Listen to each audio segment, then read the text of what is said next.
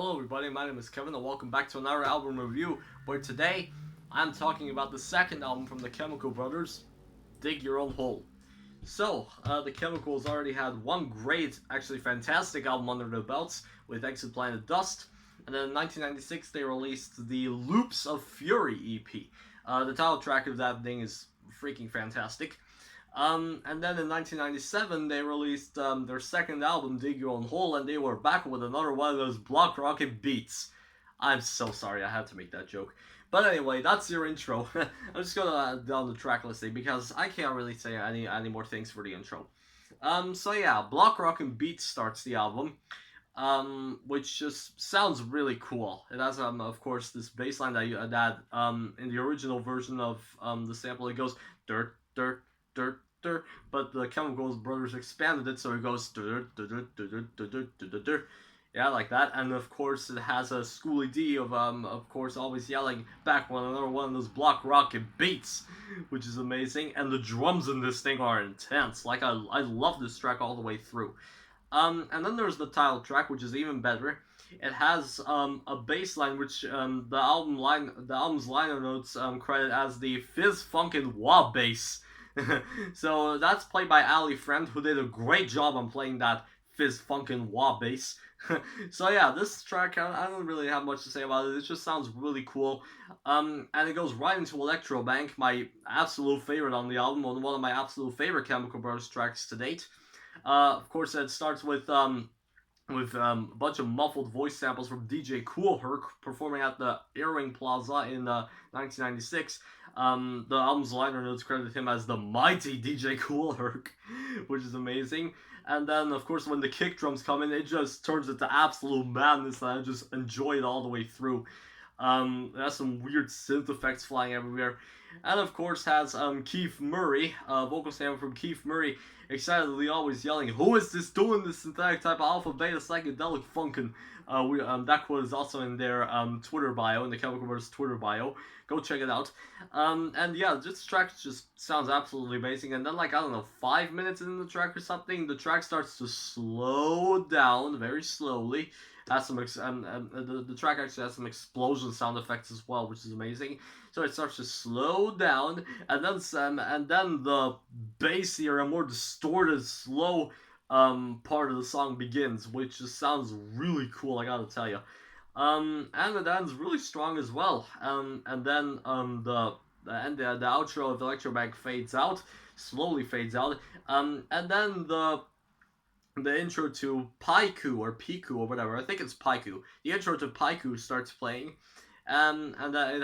this track has some these weird synth or whatever things that go I don't really have much to say about this track. It's pretty cool, and it was also mashed up together with a track from Exoplanet Dust called Playground for a Wedgeless Firm, and it was called Piku Playground. And the live version of that mashup appears at the end of the second disc on the Singles 93 to 03 compilation. I actually have that 2 CD version, but I actually have Singles 93 to 03, but I have it as a box set, so it has 2 CDs and a DVD, so that's pretty cool. Anyway, then there's probably the most aggressive track that the Chemicals have ever made, Setting Sun, which has intense, amazing synths. Kind of goes like that, you know. And it also has some weird effects flying all around as well. And it just sounds really cool. And Noel Gallagher's singing is also lots of fun. And there's a point in the track which is like before the 3 minute mark where there's this weird distorted synth like going up and then going down again slowly. And it just sounds really cool. This whole track sounds amazing. And then there's a little mini suite. It Doesn't Matter, Don't Stop the Rock and Get Up on It Like This. It Doesn't Matter is a 6 minute track, which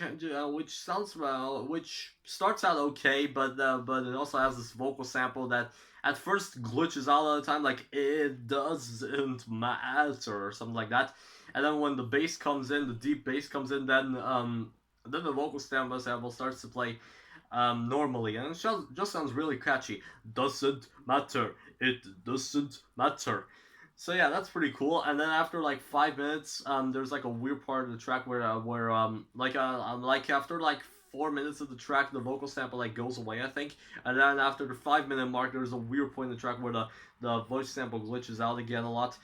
Um, and then um, and then at the end of it, doesn't matter. The main hook of "Don't Stop the Rock" starts to play, and this track has "Don't Stop the Rock" has like a really weird hook that's just really catchy. Dirt dirt dirt dirt dirt dirt goes like that, and there's like a point in the track where like the main hook, the dirt dirt dirt hook, goes away, and then we're just left with this more fast paced like deep bass type part, which is weird.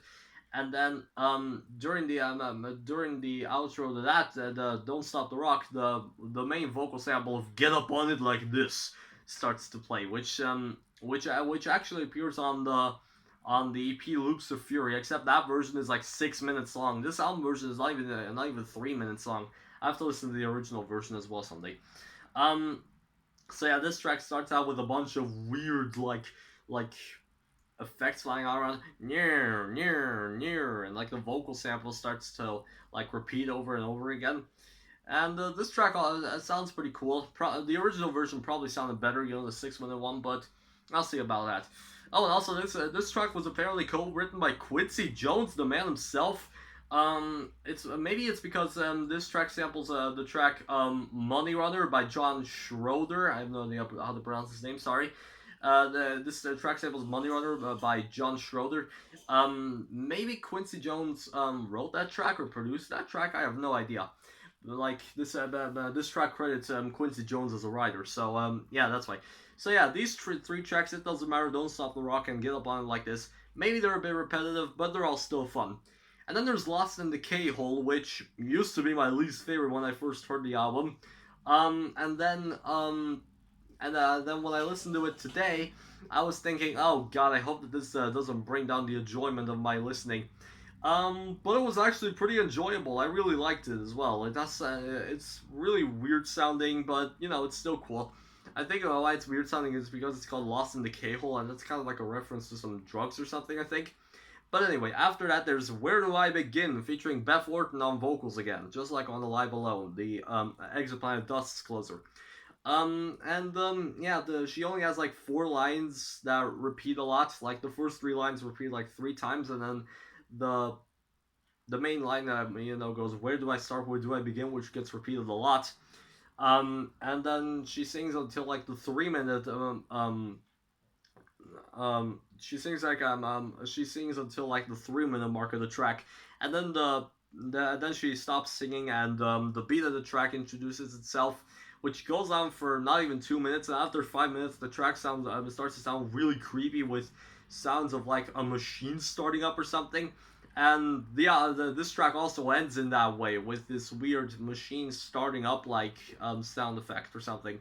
And then, of course, the album ends with 2565's favorite Chemical Brothers track and one of his favorite album endings of all time, "The Private Psychedelic Reel," which is my second favorite track actually from this album, behind Elektrobank. And yeah, this song sounds absolutely fantastic. Has this main hook that sounds that in 256 Spice opinion sounds like something out of like Beatles and Norwegian Wood inspired. Dun, dun, dun, dun, dun, dun, dun, dun, kind of like that. And then after 2 minutes, the drums come in, and the entire track after that just sounds freaking amazing, and it gets more and more awesome each time it continues. And it also features Jonathan Donahue playing one hell of an amazing clarinet solo. You have to take my word. He does play an amazing clarinet solo, and you have to listen to it. It's just amazing. And yeah, this track, maybe it ends a bit abruptly, but still, it is a fantastic track, and I just love it. And I love all these weird synth effects flying everywhere on this track as well. So, that's apparently all my opinions on Dig Your Own Hole. Now, I also have to tell you a few things. Like, when I got this CD, apparently I bought a Japanese printed copy of the album. Whoops. But this album doesn't have any alternate track listings like most Japanese albums do. Like they usually have like bonus tracks or something. Anyway, so the thing is, when I listened to this album today for the review, I enjoyed every track in the best possible way. The melodies and samples and bass lines and drums and just everything about this album is freaking amazing. And I just really don't know what else to say other than it's a freaking masterpiece, better than Exoplanet Dust. And I think um, I think this album best summarizes why I love the Chemical Brothers so much. So, yeah. The Chemical Brothers, Dig Your Own Hole, deserves a 10 out of 10. My first ever 10 out of 10 on this channel. Favorite tracks, all of them. Least favorite tracks, none of them. So, yeah, of course, that's just my opinion. You can feel free to disagree with it, but if you have any opinions, just leave them in the comments. Also, I was planning on making two reviews today: the review of Dig Your Own Hole and also the review of the Chemical Brothers Surrender, because today is the 20th anniversary of when Surrender was released. Yeah, 20 years, which is amazing. And I'll talk about Surrender in a video tomorrow, I think. So yeah, I guess that's it. That's all for today. See you next time.